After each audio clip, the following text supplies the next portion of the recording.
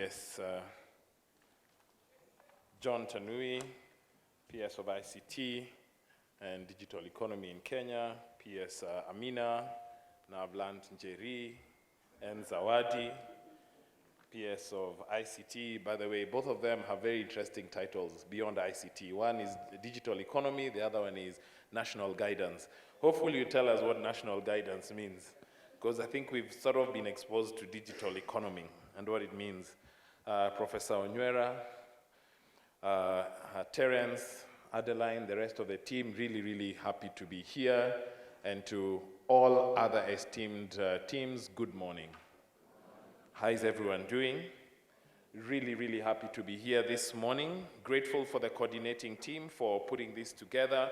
I was saying those of us that know the AWS leadership principles or Amazon leadership principles, I was saying this is right at the top of think big, bias for action, ownership, all those nice leadership principles. Because I was just telling the group in the boardroom, the smaller group that we were part of, as we went along, I only got to know that PS Tanu, who's a personal friend, was invited as you guys were planning. And I thought, oh wow, that's very ambitious. So when Terence told me that on Wednesday that he might not be coming, I said, okay, that's then okay. And then yesterday, I saw, actually two of my team members were in Uganda this week, and they told me PS Amina is traveling. She's actually confirmed. I said, oh wow. And then yesterday, I saw on LinkedIn, PS Tanui post that PS Amina is in the country. I was in Nigeria for the AI Summit, and between one of their local airlines and KQ, they were not doing a really good job. I was very worried that I might not be here. But I'm super, super grateful that everything considered, I'm here.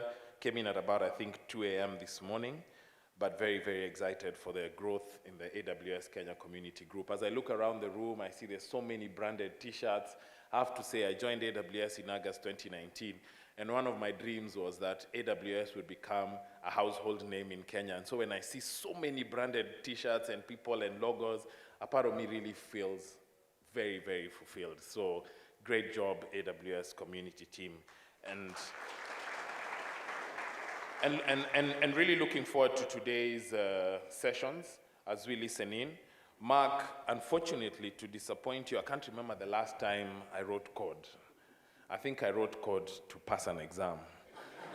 And then since then, I'm on the side of the business that has to now take your code and convince customers that it's worth paying for, so that then we can continue paying for code to continue being put together. So that's the side of the business that I'm on, and so really, really excited to be here. So I'm just going to spend a few minutes putting together some slides. So what I decided to do, because I realized a big part of the group is going to be heavily technical, and also when I looked at the program, I also realized that a lot of the sessions are going to be heavily technical.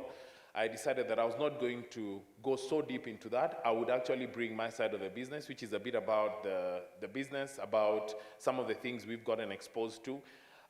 In August, I think I celebrate 5 years. I'm really looking forward. Those of you that are in AWS know what that means. PS and PS, what it means in the first 5 years in a company, you walk around with a blue badge. When you get to 5 years, you get a brown badge, an orange badge. And then when you get to 10 years, you get a red badge. So I'm really looking forward to my orange badge in August. I'm trying to, Terence, I was just thinking about you. You've literally met every AWS person. You just need a blue badge now at the rate you are. Okay, so AWS, I'm not going to spend too much time on the first 2 to 3 slides. Our mission, we have a mission of being the earth's most customer-centric company, and we really are the world's most comprehensive and world's most broadly adopted cloud computing platform, with over 200 fully featured services that are used by startups, governments, private sector organizations. And the way that we continue to do this is, if we move to the next slide, is by ensuring that all that we do it's working backwards from what you may have heard this from what Jeff was talking about. It's really about starting with the customer and working backwards. Those of you that have worked with us know that there are sessions we do in the team when, if we are discussing a customer engagement, we actually leave one empty seat and say, if we are talking about government of Kenya or government of Uganda, we say the government of Uganda representative is sitting on that chair. what would they be saying to the conversation we're having right now? And which then leads us to what we're going to talk about in the next slide. This is our founder, where you find that as a result of us working backwards from the customer, 90% of our innovation is actually based on feedback we receive from customers. And the rest 10 is really from either internal research or engagements that we've had. And therefore, this is why we realize, and why we keep talking to our customers, is that you will quickly realize, to Jeff's quote, that customers are always beautifully and wonderfully dissatisfied. What does that mean? I'm going to use the example of actually Kenya. Those of you who have been logging into eCitizen know that as the services were moving mainstream, we were all getting excited, right? But now that they're mainstream, we're demanding for more, right? I'm saying this as PS listens, because I was thinking, my 5-year-old daughter, before she even knew how to write, knew how to get to YouTube on my phone. So as a result, it means that these are digitally native people. So they want to be able to engage with the government from what they know, digital natives. They want to be able to, and so whatever we give them, we were excited a year ago as we celebrated 5,000 services becoming mainstream. But now we are asking that they are now integrated and that we can do a lot more things from this platform. And this is the basis of where then Jeff we keep challenging ourselves as AWS that we continuously innovate. And to use Mark's word, the reason why you're pushed to then keep what is the word you said? What are you doing to God? You're pushing God. Oh, it was code. You're pushing code. It's because we're continuously challenging ourselves to do the next thing. I want to give a particularly big shout out to I Saw Faith and the Development Center team. Wherever you are, just please raise your hand up and let's appreciate them. Thank you so much, guys. These guys do phenomenal work, even though they always make me feel so old and so rigid in their funky outfits at the office. When I come in my rigid suits and ties from meetings and they are in jeans and shorts and sneakers. Hopefully one day when I grow up, I can look cool like you guys. But so as a result of the work that we've done over the last few years, if you look at the Gartner quadrant, AWS has been recognized for a record 12th consecutive and record year as a leader in this area. You'll see that as you look at this, there are brands that you're familiar with. And this has two axes. One is about remaining visionary, and the other one is ability to execute. Some companies are very visionary. They dream of things that can be done. But in terms of ability to execute, there is a gap. And so Gartner every year does an analysis, talks to customers, talks to partners, talks to people in the industry to just check who remains the leader in this area, and therefore, as an organization, we continue to be recognized in this sense. If we move to the next slide, you're going to see that other than the work we're doing globally, if we look at Africa, because we predominantly have now been loud in East Africa for about 5-6 years, a lot of people don't know that we have been in Africa for 20 years. EC2 actually was first developed in Cape Town in 2006, but we had been here from 2004, and therefore later this year you're going to keep hearing a lot of us talk about AWS having been in Africa for 20 years, and we remain committed to continuously innovating and investing within the continent. And we announced the first region in 2018.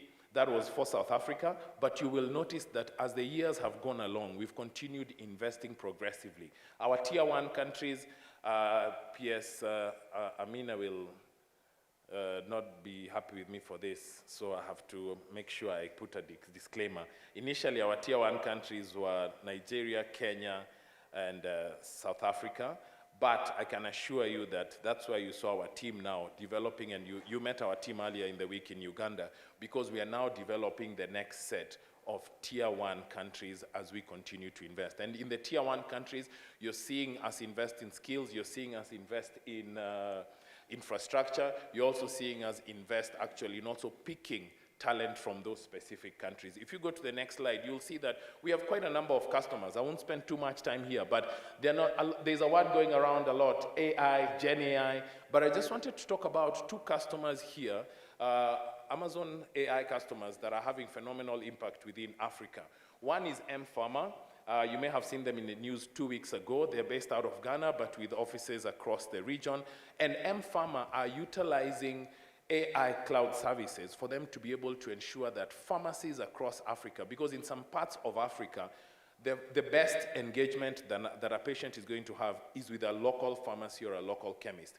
What I was impressed by when I was in Accra with them is that now they've gone to villages and are now putting what they call a screen in a pharmacy. And so when a patient comes in, they not only are given a medicine over the counter, which traditionally happens in many chemists, but now they have ensured that they put people in those chemists that pick up the vitals, so with the stethoscope, the blood pressure, and based on that, then a physician who could be based anywhere in Ghana or anywhere in the part of the world is able to diagnose and have impact, not just in one pharmacy, but in tens or even hundreds of pharmacies, irrespective of where they sit. And they then use AI powered from our cloud to be able to then optimize to ensure that medicine is located across different parts of Africa and that they don't get stockouts. Phenomenal impact by M-Pharma. The second one I want to talk to is Huron AI. Huron AI has done some work in Nigeria, in Kenya, in Rwanda, and they are using AI for them to be able to increase coverage of oncologists for cancer patients. It's interesting that they started in the founder is a Nigerian, but they are founded in the US. And the phenomenal thing about Huron AI is that if you look at the oncologist coverage, the average oncologist to cancer patient in the US is about 1 to 300. When it came to Africa, we're talking about the range, I think it's in the range of 3 to 5,000. And that then starts to tell you why it becomes a real problem. Number one, to diagnose early, and number one, to be able to actually address it. But now, using the AI-powered platform, Huron AI is now ensuring that even though a specialist may be seated in a different part of the world, we are able to address this and make sure that we do it in good time. If we then move on to the next one, we might say there are many things we've done in the world, there are many things we're talking about Africa, but to just narrow it down, as I start winding up, when I look at Kenya, interesting in interactions over the last few years, you'll see something about skills, where last year, together with the Ministry of ICT and Digital Economy, we made a commitment through public universities to train 10,000 students through AWS Academy every year. What is the value of this? The reason why we are doing this is, and I'll be saying this in about 2 slides from now, but the biggest challenge, actually, I would like to ask in the room, does anyone want to guess what, although I think I've given a hint, so I'm kind of running behind. The biggest hindrance to cloud computing adoption is no longer actually costs, is no longer an awareness, it's actually a lack of skills. There is a global lack of skills, even though cloud computing is growing very fast. Does anyone want to guess the penetration of cloud computing globally? How much of workloads from a percentage perspective sits on cloud? Any range? Sorry, someone is saying something. 50? Anyone else? Maybe one more? How much of the world's workload is sitting on the cloud globally? There's 50, one more? 60? You said? Someone said a figure here. Sorry? 75. It's actually 10 to 15%. Majority of the world's workloads are on-prem. But that's not a bad thing. If you think about it, cloud computing has been growing phenomenally, but yet it's less than 15% of the world's workload that sit on cloud. It means there's tremendous opportunity for you in the room, whether you're a cloud security engineer, whether you're a cloud developer, whether you're somewhere here thinking about the platform you're building to put on the cloud. It means that there's tremendous opportunity because every single day, more and more organizations, governments, and people are realizing, and startups, on the value of cloud and are shifting every single day. So that starts to give you. That's the reason why we must continue training people. We've also continued, just move back to the one I was talking about. We've continued to invest in infrastructure, and you'll see that from the previous government to the current government, we've continued to partner very, very closely. because then it just ensures that we leverage and are able to leverage each other's synergies. We are working with a government that is very keen on ensuring that technology is really at the center of everything that they do. You will see that the president himself, His Excellency, has been ensuring that he's very keen to ensure that all services move onto the digital platform, and therefore, as AWS, leveraging off our global experience and also just our local expertise to be able then to ensure that we can partner with his government. And then also in Uganda, like I said, I had members of my team who were there earlier this week, and there is great opportunity for us to do phenomenal work together. And therefore, when we then look at, on the next slide, when we think about skills, you'll see that Africa is about 20% of the world's, 16% of the world's population, and sits on about 20% of the Earth's total surface. But at the same time, it's also the youngest population across the world. Employers are continuing, like I mentioned, to highlight the skills gap and how we really must ensure that this is something that is addressed. And because that skills are a hindrance, it means that every amount of the work that you're doing, whatever you're trading in, whatever you're certifying in, that there is tremendous demand for it, not just within the Kenyan borders, but also from a global perspective. What is then AWS's response to this? If you move to the next one, we have a whole array of training and certification programs. The only two I want to highlight here, and which have already been rolled out in Kenya and across other parts of Africa, is AWS Restart, which is a 12-week program where we train unemployed or underemployed young people that are either straight out of uni or sometimes straight out of high school, and then they train for over 12 weeks. And the beauty of this is not just a technical training. They also get trained on improving their CV, on interviewing skills. I don't know how many people here have been part of the AWS Restart program. Anyone? Oh, quite a big group. Awesome. And at the end of that, they then get a global certification. And this, in Kenya, we've had a job attachment rate of 40%. 40% of the graduates that come out of AWS Restart, we're able to then join them onto an organization that is seeking those skills. And we're really, really proud because Kenya is one of the countries, not just in Africa, but globally, that has a high attach rate on this. On AWS Academy, and I'm really glad that Professor Njiru is here, because AWS Academy, what we do is we provide the latest cloud computing curriculum absolutely free. And then we work with universities like yourself or other tertiary institutions to then be able to ensure that this curriculum then gets 2 or 3 trainers per university to get this then curriculum trained. When we announced it last year, we did it with public universities. Would be great to kick off some work. That's why Adeline and yourself are smiling with KCA, so that we can then make sure that this is also running. Our lesson why we launched it last year at Connected 2023 was because we realized that even though the curriculum was free, every time we just gave curriculum without enabling trainers, it was not really working out. So we then worked with our AWS training partner to make sure that we enable trainers in those institutions, they then continue to train. And so really looking forward to that. Glad to learn that you have a really huge number of students.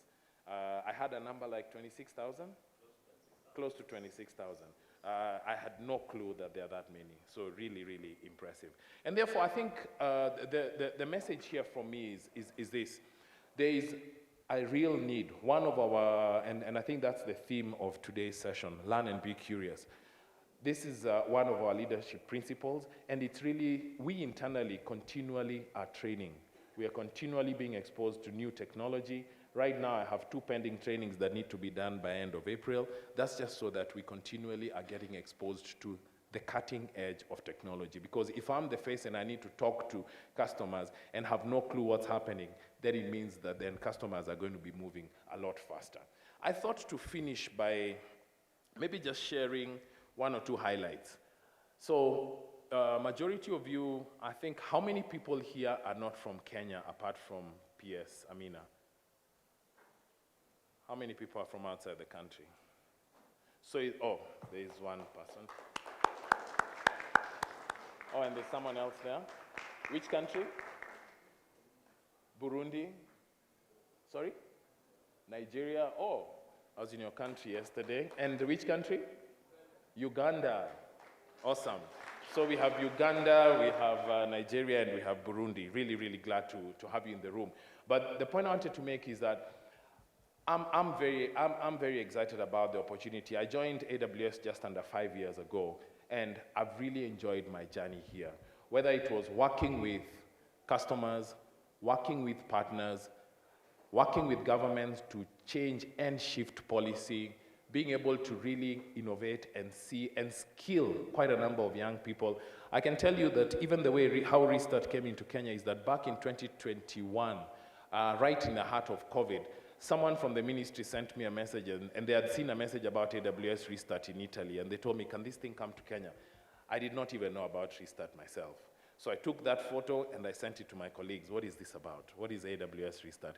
And between, I think it was actually 2020. Between August 2020 and May 2021, we did what we needed, and we launched the first cohort of AWS Restart in Kenya in May 2021.